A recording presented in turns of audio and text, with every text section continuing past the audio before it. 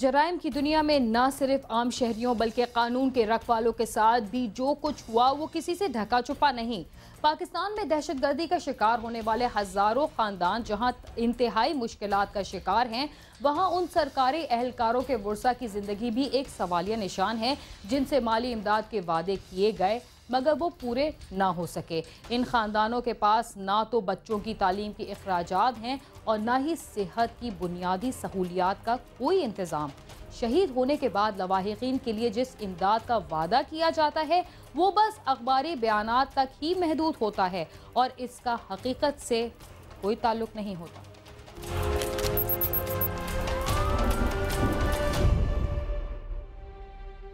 कराची में रवा साल के दौरान शहीद होने वाले कानून के रखवालों की तादाद 100 से तजावुज़ कर चुकी है।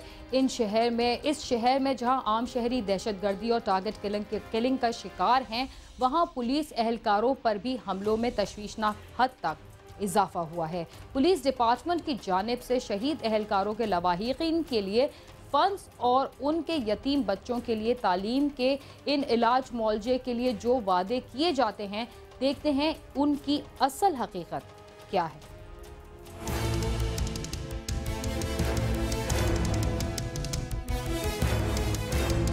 कराची गार्डन पुलिस लाइन के रहायशी मोहम्मद यूसुफ और उसकी अहलिया बढ़ती हुई उम्र में भी जिंदगी की आजमाइशों से छुटकारा नहीं पा सके। मोहम्मद यूसुफ अपनी जिंदगी के 40 साल सिंध पुलिस सर्विस को देने के बाद 2 साल कबल फालिज के मर्ज का शिकार होकर बिस्तर से जा लगे। इसी दौरान जवान बेटे राशिद यूसुफ की नागहानी मौत और उसके पीछे रह जाने वाले 5 बच्चों की कफालत की जिम्मेदारी ने उसकी रही सही हिम्मत भी खत्म कर दी है। यकम रमजानुल मुबारक 30 जून की शाम को औरंगी टाउन थाने के सामने नामालूम मोटरसाइकिल सवार मुसल्लह अफराद ने फायरिंग करके उसके बेटे औरंगी टाउन ट्रैफिक पुलिस चौकी में तैनात कांस्टेबल अरशद यूसुफ और ASI अब्दुल करीम को शहीद कर दिया। थाने के बाद चौकी है ट्रैफिक की, वहाँ वो और ASI दोनों ड्यूटी पे थे। वो मोटरसाइकिल वाले आए, अफसोस ये है कि थाने के बाहर मेन गेट पे मार के चले गए और थाने वालों ने आंखें ही नहीं खुली। क्यों पहले एकदम शॉट लग के कंफर्म नहीं हो रहा कि मेरा भाई है या नहीं है, ये गलत इत्तला मिली है मुझे। बहरहाल वो गए तो वापसी आए वहाँ से, तो बोला जी कोई शख्स ज़ख्मी हो गया, उनको लेके हॉस्पिटल गए हैं। अच्छा, बहरहाल इतने में मैं भी हॉस्पिटल जब पहुँचा अब्बासी शहीद, तो जब मैंने अक्सर छिपा का वो पड़ा हुआ था उसके ऊपर कपड़ा, तो वो हटाया, देखा मेरा भाई था, वो शहीद हो चुका था, तो रोज़े से था। शहीद कांस्टेबल अरशद औरंगी टाउन में किराए के घर में रहता था और अपनी जिंदगी की गाड़ी चलाने के लिए वो पुलिस में ड्यूटी करने के बाद पार्ट टाइम नौकरी भी कर रहा था। उसकी शहादत के बाद उसके बच्चे बेसहारा होकर अपने दादा और दादी के पास रह रहे हैं, जो खुद भी बीमार हैं। 5 बच्चे बेटा, 3 बेटे हैं 2 बेटियां। सबसे बड़ा बेटा ये 12 साल का है, 2 बच्चे ये जुड़वा जो है 9 साल के, ये 7 साल की है, एक 3 साल की बच्ची छोटी है। 5 बच्चे बेटा। इनकी तालीम के लिए कोई इनका बंदोबस्त पुलिस करे, कुछ उनकी रिहाइश का, उसके मेडिकल का, तो बस अभी तो कुछ नहीं है बेटा। सबसे बड़ी प्रॉब्लम है, पहले तो किराए के मकान में रहता था, सबसे पहले बस इसको मकान दिया जाए ताकि हम उसके बेवा और बच्चों को रख सकें, और दूसरा फिर उनकी जो भी मेडिकल का खर्चा है, एजुकेशन का है, वो गवर्नमेंट पूरा करे। इस तरफ सोचा भी नहीं है कि भाई मैं जैसे पुलिस वाले करते हैं आराम खिलाऊं, ना मेरे बेटे नहीं सोचा, 2 नौकरी करता था वो, बोला मैं अपने बच्चों को हलाल खिलाऊंगा। पुलिस की नौकरी भी करता था और एक प्राइवेट प्रेस में भी। हम स्कूल जाते थे, वहाँ औरंगी टाउन में बदर चौक पे रोजरी स्कूल था, वहाँ पर पढ़ते थे। तो फिर क्या हुआ? बाबा की शहादत के बाद फिर क्या हुआ? बाबा की शहादत के बाद अभी हम लोग यहाँ पर आ गए, अभी फ़िलहाल यहाँ पर रह रहे हैं दादू के पास।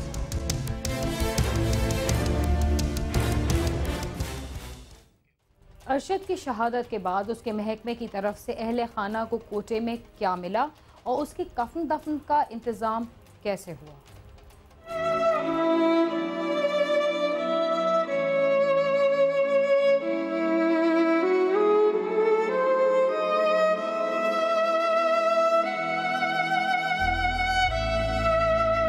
शहीद पुलिस एहलकार के घर वालों के मुताबिक अरशद की शहादत के बाद पुलिस डिपार्टमेंट ने पलटकर उनसे पूछा तक नहीं। शहादत के बाद कोटे से मिलने वाले 20 लाख रुपए तो रहे एक तरफ, अहले खाना को कफन दफन के लिए मखसूस किए गए 40,000 रुपए तक भी नहीं मिले। तो जो 20 लाख रुपए हैं वो 20 लाख पता नहीं कब मिलेंगे अभी तक। यानी मकसद कहने का ये है कि हमें गवर्नमेंट की तरफ से किसी किस्म की कोई भी आज दिन तक कोई पूछने भी नहीं आया। बहुत एहसास और बहुत गरीब बच्चा था मेरा। फिर वहाँ चला कह रहे बच्चे भी बड़े हो रहे हैं, तो इनकी उम्र सरबराह आप पास रहूँगा, बच्चे जो मैंने बिगड़ ना जाए, किसी और तरफ निकल जाए। तो वहाँ गया बेटा, बेचारा शहीद हो गया। शहीद अरशद यूसुफ के लवाहिकीन का कहना है कि उन्हें अब तक पुलिस डिपार्टमेंट से सिर्फ दिलासे और तसल्लियां ही मिल रही हैं। उन्होंने सिंध पुलिस के आला हुक्काम से अपील की है कि शहीद एहलकार के यतीम बच्चों और बेवा की कफालत का इंतजाम किया जाए। कोई नहीं आया बेटा, किसी का फोन नहीं आया, कोई अफसर दरवाजे पे नहीं आया, अभी तो कोई कुछ भी नहीं हुआ बेटा। मैं तो ये कह रहा हूँ जी, मेरे बेटे को शहीद हो गया है, अल्लाह ताला ने शहीद कर दिया, उसकी किस्मत में शहादत लिखी हुई थी। मैं ये कहूँगा कि जिन्होंने मारा, अल्लाह ताला उन पे अपना कार नाज़िल करे। कराची में पुलिस फोर्स के एहलकार दहशतगर्दों के मुसलसल निशाने पर हैं और रवां साल उनकी तादाद 100 से भी तजावुज कर चुकी है। हर शहीद के घर वालों को कमो बेश शहीद अरशद यूसुफ के खानदान जैसे हालात का सामना करना पड़ रहा है, जिन्हें इस आजमाइश से निकालने, खिराजी अकीदत पेश करने और मसाइल से छुटकारा दिलाने के लिए फौरी इमदाद की जरूरत है। कैमरामैन अली हसन के साथ सालिक शाह, समा, कराची।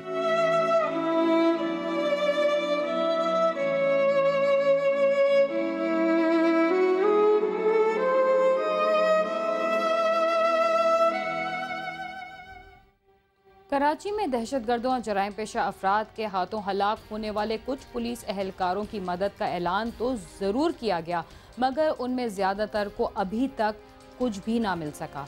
इसके साथ ही हम चलते हैं एक मुख्तसर वक्फे की जानिब। आप समा के साथ ही रहिए।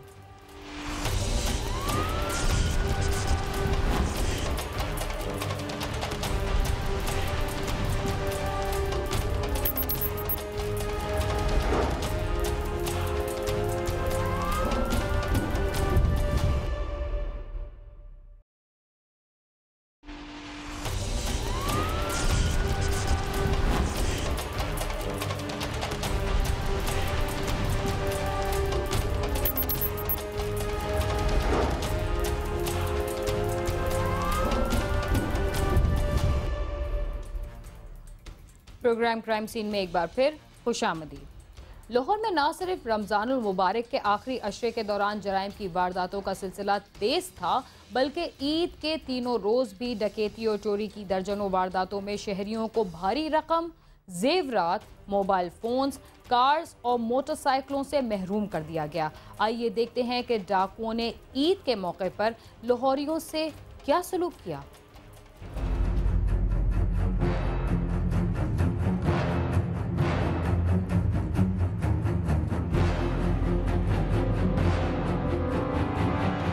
लाहौर में रमजानुल मुबारक के आगाज में ही डाकुओं ने 5 जुलाई को वहदत कॉलोनी के इलाके में मज़ाहमत पर मोटरवे पुलिस के सब इंस्पेक्टर कामरान शहजाद को फायरिंग करके मौत के घाट उतार दिया। डाकू किस्तों पर सामान देने वाली दुकान में वारदात के लिए दाखिल हुए थे। कामरान ने मज़ाहमत की तो डाकुओं ने उसे कत्ल कर दिया और फरार हो गए। पीछे से 4 आदमी आए, पहले उन्होंने एक फायर मारा, उन्होंने कहा ठहर जो, इसको मारो, इसको फारग करो। अब मैं भी पुरानी दुश्मनी है या कोई डकैती है, मुझे तो डकैती का ही सारा मसला लग रहा है। गुत्थम गुत्था आंदा वो तुरी आ रहा, उन्हें कहा मार इनू फायर, वो इत्थे ही आ गया, पहले अंदर होया टीम करके, और बाद फिर वो निकल गए दौड़ के इन्ना को बस 4 आदमी आए ने, उन्होंने को मोबाइल खोए ने, उन्होंने को मज़ाहमत की थी। कामरान शहजाद जो मोटरवे पुलिस च मुलाजिम था, उन्होंने फायर लगा, उन्होंने अस्पताल लेके ने जाने डेथ हो गई। डकैती मज़ाहमत पर कत्ल का दूसरा वाकया जुनूबी छावनी के इलाके भट्टा चौक में पेश आया, जहां डाकू एक इलेक्ट्रिक स्टोर में वारदात के लिए आए और मज़ाहमत पर उन्होंने फायरिंग करके स्टोर के मालिक को हलाक कर दिया। पुलिस को डाकुओं की CCTV फुटेज भी मिल गई, मगर डाकू गिरफ्तार न हो सके।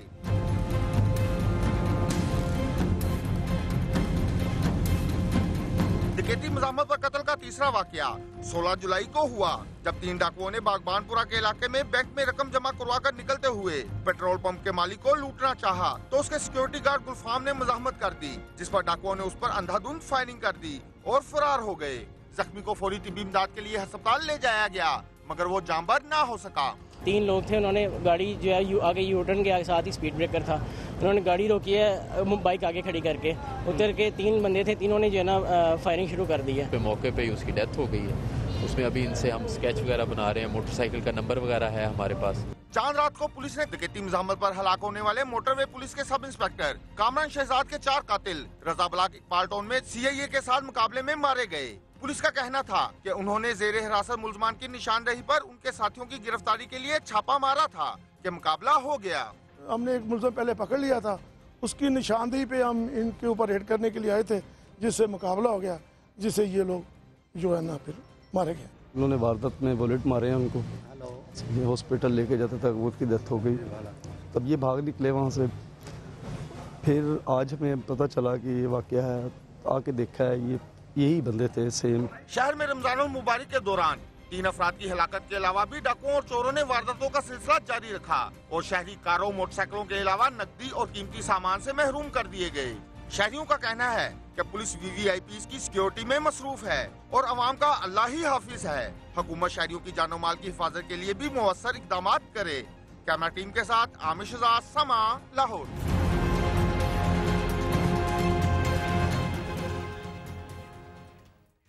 वफाकी दारुल हुकूमत और उसके मज़ाफ़ाती इलाकों में रहने वाले शहरी भी जराइम पेशा अफराद के हाथों इंतहाई परेशानी का शिकार हैं।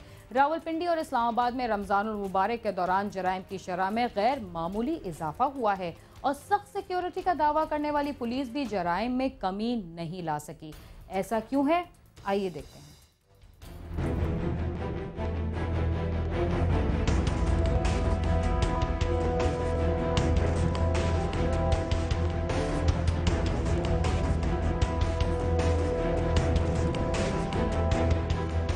माह सयाम और ईद का इख्तिताम, रावलपिंडी इस्लामाबाद में जराइम में इजाफा। मुबारक महीने में भी जराइम पेशा अनासिर ने अपनी कार्रवाइयाँ जारी रखी। कत्ल की 35 वारदातें, डकैती और चोरी की 123 वारदातें हुई। रमजान अल मुबारक के दौरान रावलपिंडी इस्लामाबाद में कत्ल की 35 वारदातें हुई। इक़दाम कत्ल के 41 मुकदमा दर्ज किए गए। डकैती और चोरी के 123 वाक़यात रिपोर्ट हुए। दोनों शहरों के बाजारों में खवातीन से पर्स भी छीने गए, जबकि दुकानों पर भी वारदातें मामूल रहीं। आके गन पॉइंट के ऊपर कहते हैं जी पैसे निकालें, उस तरह की डकैतियाँ हो जाती हैं।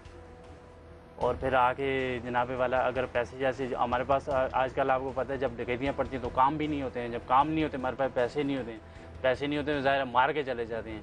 दूसरी जानिब पुलिस अफसरान का मौक़िफ़ है कि रमजानुल मुबारक के दौरान भरपूर सिक्योरिटी की वजह से दहशतगर्दी का कोई बड़ा वाक़या नहीं हुआ, जबकि जराइम में भी कुछ ज्यादा इजाफा नहीं हुआ।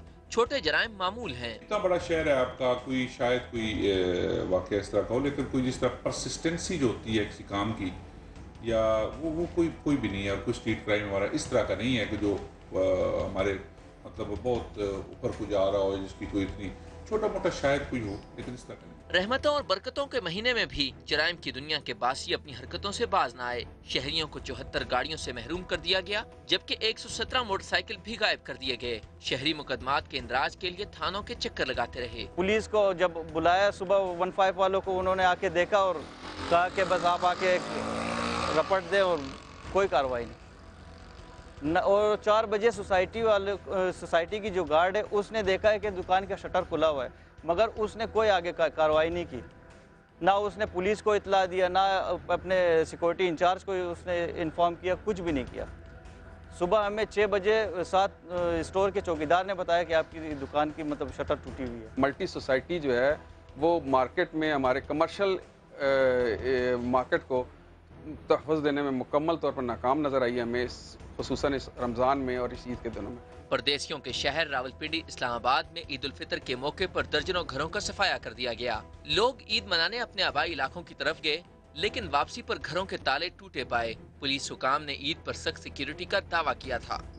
कार थेफ्ट मैं ये कहूँगा कि पिछले 1.5 महीने 2 महीनों में 60% तक नीचे गई है। तो अल्हम्दुलिल्लाह इन्हीं वजह से, इन्हीं स्टेप से और सर्च ऑपरेशन से जो है वो उसका फ़र्क पड़ा है। शहरियों का मुतालबा है कि पुलिस दहशतगर्दी के साथ साथ जराइम पर भी काबू पाने के लिए संजीदा कोशिशें करे, ताकि लोगों की जान और माल की हिफाजत का वादा पूरा किया जा सके। कैमरा टीम के साथ आमिर सईद अब्बासी, समा, इस्लामाबाद।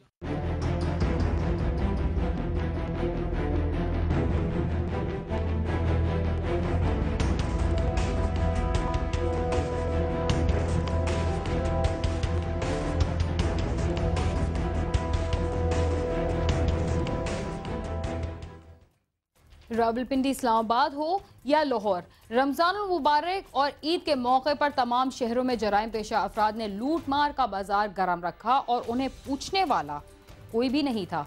इसके साथ ही हमारा आज का प्रोग्राम अपने इख्तिताम को पहुंचता है। अगर आप हमसे रब्ता करना चाहते हैं तो हमारा पता है cs@sama.tv। इसके अलावा फेसबुक और ट्विटर पर भी हमसे रब्ता कर सकते हैं। बीना खान और क्राइम सीन की टीम को इजाज़त दीजिए और देखते रहिए समा।